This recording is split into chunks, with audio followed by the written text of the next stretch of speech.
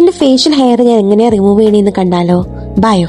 എനിക്ക് ഭയങ്കരമായിട്ടുള്ള ഹെയർസ് വരുന്നത് ഈ ഒരു ചിന്നേരിയിലാണ് കേട്ടോ. എനിക്ക് ഇതിന്റെ കുറച്ച് ബാക്ക് സ്റ്റോറീസ് ഉണ്ട്, ഞാൻ പോകെ പറഞ്ഞു തരാം. നമ്മൾ ഹെയർ റിമൂവ് ചെയ്യുമ്പോൾ എപ്പോഴും നമ്മൾ എന്തെങ്കിലും ഒന്ന് യൂസ് ചെയ്യണം ബേസ് ആയിട്ട്. ഞാൻ യൂസ് ചെയ്യുന്നത് അലോവേര ആണ് കേട്ടോ.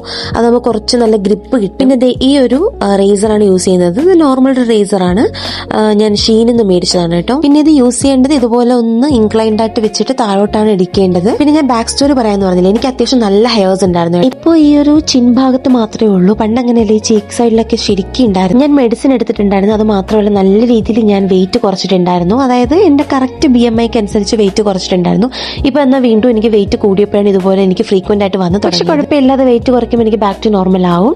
പിന്നെ ഈ ഒരു ഐബ്രോസ് ആണെങ്കിൽ ഞാൻ ഇതേപോലെ റേസ് ആണ് ചെയ്യാറുള്ളത്. ഞാൻ ത്രെഡ് ഇവിടെ വന്നിട്ട് അങ്ങനെ ചെയ്യാറില്ല.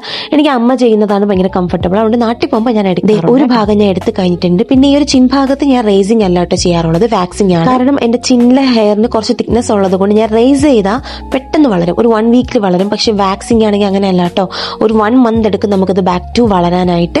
അതുകൊണ്ട് ഞാൻ കഷ്ടപ്പെട്ടിട്ടാണെങ്കിൽ വാക്സിൻ ചെയ്യാറുണ്ട്. ഈ ഒരു വാക്സിങ്ങും റേസിങ്ങും നമ്മൾ ചെയ്യുമ്പോൾ നമുക്കത് മനസ്സിലാവും കേട്ടോ. റേസർ ഇട്ട് യൂസ് ചെയ്യുമ്പോൾ ആ ഒരു ഹെയർ കട്ട് ചെയ്താണ് പോകുന്നത്. പക്ഷെ വാക്സ് ചെയ്യുമ്പോൾ അങ്ങനെയല്ല, അത് റൂട്ടോടെ വെളിയിൽ വരും. അപ്പോൾ അത് ടൈം എടുക്കും വളരാനായിട്ട്.